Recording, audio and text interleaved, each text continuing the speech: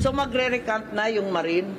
Yun daw ang paputok eh. At saka yung 17 congressman na lang ang hahatakin. Hindi na star witness ang aking pinsan. Yun! Nakatanggap ng impormasyon si Senator Amy Marcos na haharap umano sa pagdinig ng Senate Blue Ribbon Committee sa Biyernes si dating Marine Sergeant Orly Gutesa. Pero hindi pa Marcos, nagbago na rin umano ang naunang plano na gawing state witness ang kanyang pinsan na si dating House Speaker Martin Romualdez. Lutong Macau. Bago ata isip na hiya din sa sarili. Kasi ang dating narinig ko, magiging state witness, siya ang magiging star witness, bibigyan ng witness protection. Pwede ba naman yun? Ninuloko na tayo ng lubus-lubusan. Ang mangyayari ngayon, magre-recant ang mga testigo. Panoorin ninyo, sigurado ako dyan. Biglang babaliktad.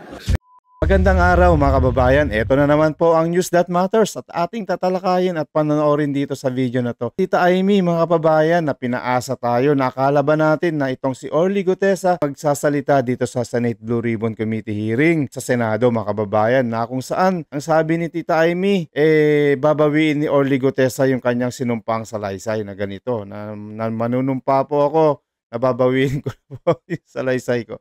Pero hindi po pumunta si Orly Gutesa mga kababayan. Ating pong tatalakayin dito sa video na to, malalaman po natin. Pero bago yan mga kababayan, isang share, like, subscribe lamang po.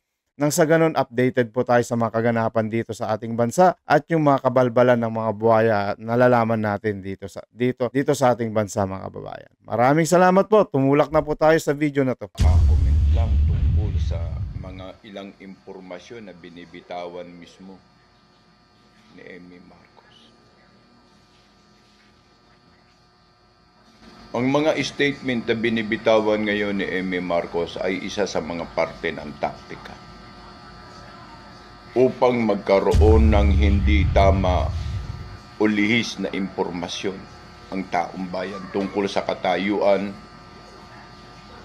ni Sergeant Gutesa at ng grupo niya. Ito po ay isa sa mga taktika kung atin pong nakikita at nalalaman. Yun! Ito po ay isa sa mga impormasyon upang magkagulo at mahati ang debosyon ng taong bayan, lalo na sa nalalapit na reckoning ng administrasyon ito. Noong pamay, wala na kaming tiwala kay Amy Marcos sa kanyang mga patumpik-tumpik at hindi tamang impormasyon na binibitawan. Ngayon po ay malawig sa amin na ang ahas ay ahas. At ang lumalabas dito ay blood is thicker than water. Yes, that is true. Bakit? Kung inyo pong pag-aaralan ang mga testimonya ni Amy Marcos, ang tanong, saan niya nakuha ang mga impormasyon? Uulitin po namin, saan niya po nakuha ang mga impormasyon na si Sergeant Gutesa at ang grupo ay babaligtad na. Are there clear statement and documentations or paper na nagsasabi na ang witness na Marines na si Sergeant Gutesa ay tatalikod na? Are they have any statement or documentation? Wala. It is only an assessment being scrutinized o yung mga paninira na ginagamit ng kalaban. And she bite it. Kaya delikado pong tao si Amy Marcos. Isa po yang clown. Kung nasaan ang tao, sa mga palabas, siya po ang magpapatawa. Sa kaalaman po ng taong bayan, ni kailanman sa aming desisyon ay hindi po kami tatalikod. Dahil alam namin na ang statement na lamang ni Sergeant Gutesa ang siyang katotohanan at pawang katotohanan Yes. at siya na lamang Tama. pag-asa ng taong bayan. Let's go, Marines! Hura! Lalaban po kami sama-sama Sama-sama po tayo para sa bayan. at wala pong traidor sa amin. Gusto natin ng pagbabago. If the times come, makikita niyo po ang ibig namin sabihin. Pero pansamantala, huwag po kayong maniniwala sa walang katotohanan at ambag-ambag lamang na impormasyon. Meron ba siya? Dapat nga sa kanya magpapirma rin ng papel at dokumento na matibay. At may notaryo publiko para makita natin na totoo ang kanyang mga pinagsasasabi. Ang ahas ay ahas at walang Marcos na hindi ahas. Please reminder this one. Philippine today is run by the government but a syndicate of kleptocrats. Matindi yan. Iyan Solid. po ang ating pamahalaan ngayon. At kung maniniwala kayo sa dugtong-dugtong at walang kasiguraduhan na statement na binibitawan mismo ng another Marcos Manin or Marcos na naman, tanga na kayo. Dahil kapit namin ang katotohanan na walang magtatraidor naman hanggang sa kamatayan.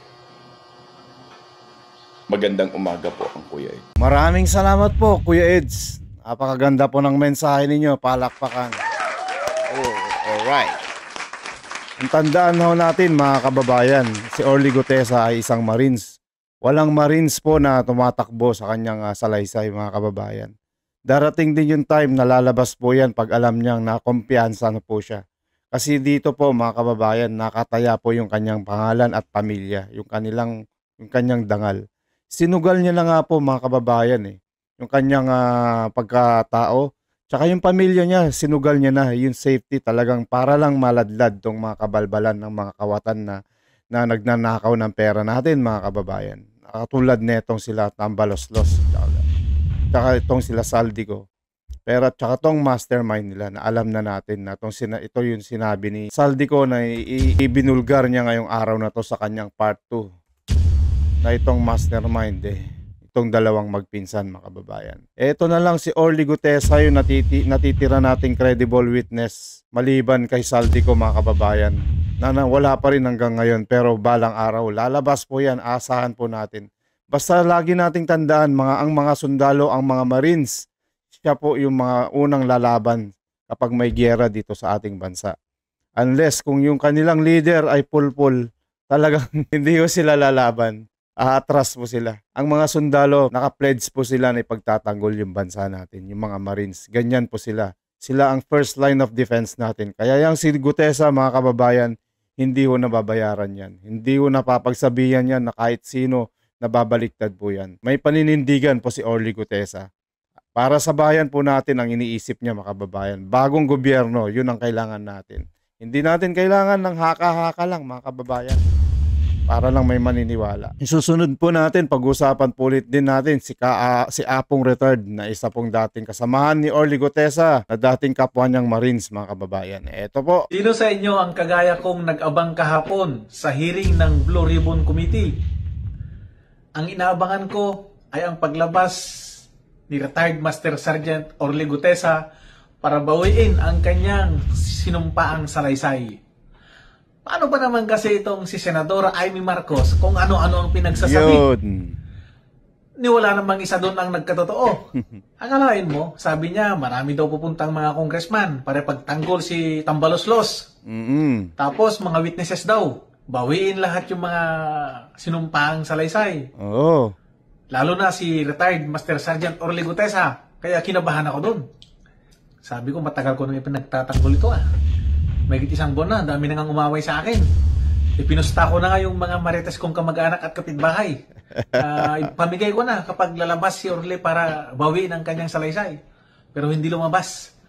Sa totoo lang, kinakabahan din ako. Baka biglang lalabas. Pero lamang pa rin sa akin yung paninindigan niya bilang isang Marines. Although medyo 40% yung paniniwala ko doon sa sinasabi dati ni Senadora Amy Marcos. Dahil senadora siya marami siyang access. Marami siyang mga sources ng mga information. Yun nga, hindi siya lumabas. Sino ang lumabas? Nagtataka lang ako dito kay Senador Lacson. Ano ba talaga ang gusto mo, Senador Lacson, sir? Dati, lumabas si Master Sergeant Gutesa, pinanumpa niya yung kanyang salaysay dyan sa Senado mismo. Tama. Anong ginawa mo? Nag-focus ka doon sa affidavit. Notaryo. Sus, mariusip ka. Tapos ngayon may lumabas na witness. Ayaw mo na naman maniwala dahil hindi niya pinanumpaan yung kanyang salaysay. Ano ba talaga? Senador Lacson, sir, sa totoo lang, hangang-hanga ako sa'yo dati. Nung mga panahon na nag-iimbestiga ka ng maraming mga illegal, irregularities, or yung mga kapalpakan sa gobyerno. Pero nung nadadawit niya sa kalokohan si Tambaloslos, aba, bigla ka ng kumambyo. Nag-iba na yung landas ng iyong tinatahak. Dati-dati matuwid. Ngayon, U-turn.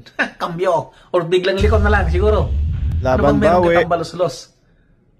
Marami pala siyang salapi. Hindi ko naman sinasabi, sir, na nabigyan ka ng salapi. Ang sabi ko lang, makapangyarihan siya. Siguro nag-precaution ko lang din dahil ayaw mo naman ng kaaway. Siyempre naman, ikaw naman yung taong ayaw magkikipag-away sa mga kapwa politiko. Pero sana, sir, pinagpatuloy mo yung magandang pag-iimbestiga mo. Sa mga kagaya kong nagtanggol kay Orly Gutesa, panalo tayo, di ba? Ang liwanag, Totoo po yung sinasabi ni Orly Gutesa na nag-deliver siya sa Forbes Park. Totoo din po ang sinasabi ni Orly Gutesa na nag-deliver siya sa Malacanang. Saldi ko, bakit parang inosente ka dito sa pinagsasabi mo? Ano ba talaga? Ang tinutumbok ko lang talaga dito si Tambaloslos. Dahil alam ko, umpisa pa lang, or hindi pa nag-umpisa. Wala pa yung flood control scandal na to. Alam ko na. Tambaloslos. Pagpasok pa lang ng administration ni BBM, ikaw na yung anay na sumisira sa gobyerno. Hindi lingid dyan sa kaalaman ng karamihan. Mga kababayan, magmasid lang tayo sa mga pangyayari. Ayan po ang salaysay ni Ka-Apo Retired, mga kababayan. Isa po yan na dating Marines. Kung gusto nyo pong malaman yung kanyang FB page, i-type nyo lang Apo Retired. O mga kababayan, nakita nyo na yung mga kabalbalan ng ating gobyerno, yung mga itong BBM na to, saka yung kanyang pinsan, saka yung kapatid niya. Medyo wag tayong magtitiwala kasi alam mo, blood is thicker than water. Pero mag-iingat pa rin tayo. Malay mo, baka to si Amy talagang ayaw nyo naman talaga dito sa kapatid niya. Pero nasa sa atin na po yun. Mag-iingat po tayo. Basta importante, mabago yung administrasyon. Yun ang pinapanalangin natin. Bago matapos tong taon na to, para makabawi na rin tayo dito sa mga utang-utang natin. Diyos ko. Inuutang-utang nga lang ni BBM tong mga niloloan niya itong panggastos dito sa gobyerno kasi zero deficit. Bumagsak po yung ekonomiya natin, mga babayan. Papasalamat po tayo dito sa mga OFW dahil sa dollars na dinadala nila dito sa bansa natin. Ako, kung wala yan, gapang na po ang bansa natin. Inubos na ng mga buhaya, mga babayan. So hanggang dito na lang tayo, mga babayan. Abang-abang lang po kayo. Huwag niyong kalimutan i-share, like, subscribe lamang po para updated po tayo sa kaganapan dito sa ating bansa. Maraming salamat po, mga kababayan. News that matters, and God bless. Mag-ingat po kayo.